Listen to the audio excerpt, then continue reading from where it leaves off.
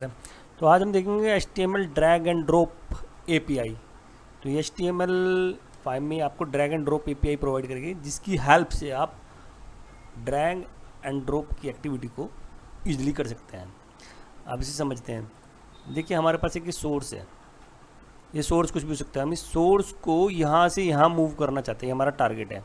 ये टारगेट कुछ भी हो सकता है, सोर्स आपको कुछ भी हो सकता है। तो सोर्स मान लीजिए आपकी एक इमेज है, आप इस इमेज को यहाँ मूव करना चाहते हैं, या फिर आपका एक डिव है, आप इस डिव को यहाँ पे मूव करना चाहते हैं।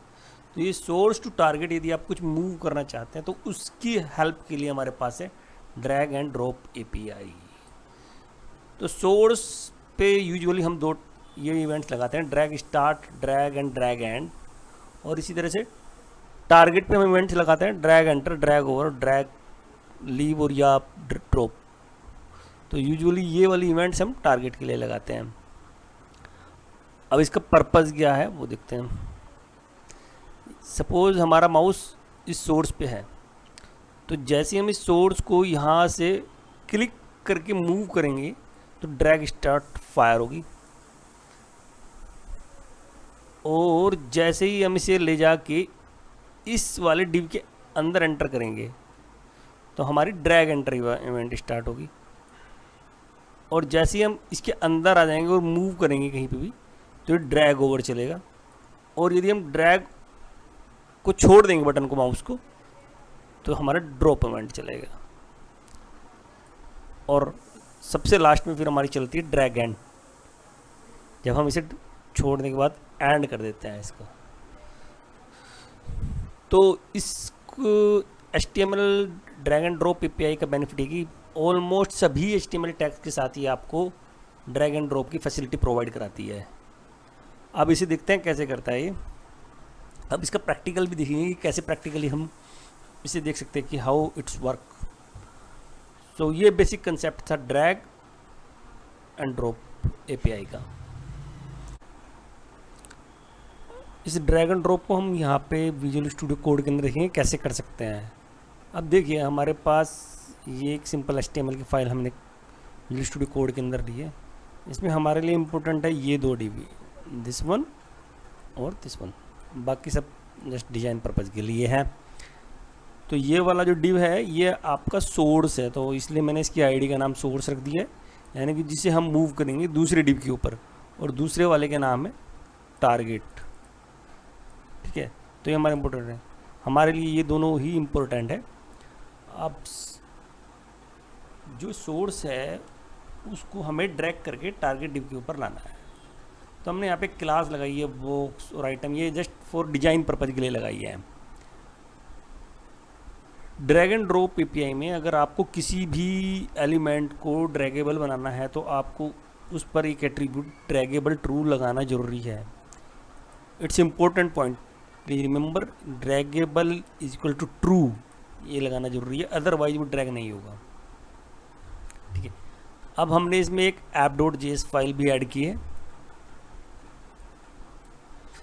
अब इस app.js फाइल के अंदर हमने क्या लिखा है वो देखते हैं। देखिए, ये जो सोर्स है, सोर्स के साथ मैंने इवेंट्स ऐड किए हैं। यहाँ पे ये मैंने सेलेक्टर ले लिया है सोर्स का या टारगेट का। सोर्स के साथ मैंने दो इवेंट ऐड किए हैं, ड्रैग स्टार्ट और ड्रैग एंड।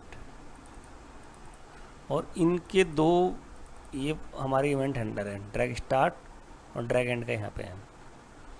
इसी तरह से मैंने टारगेट के साथ लिया drag enter, drag over, drag leave और ड्रॉप।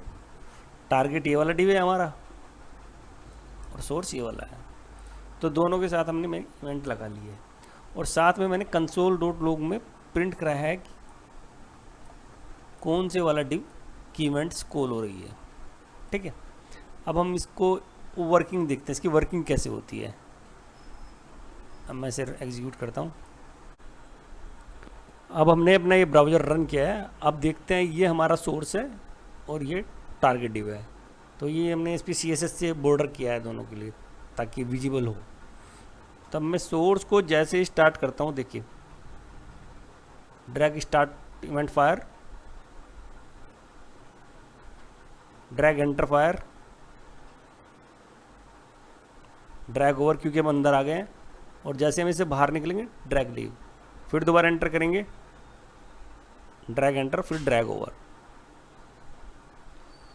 तो ये इसमें ये भी दिखा रहा है कि ये फायर कौन कर रहा है, टारगेट फायर कर रहा है या सोर्स फायर कर रहा है, तो हम ये भी देख सकते हैं इसमें।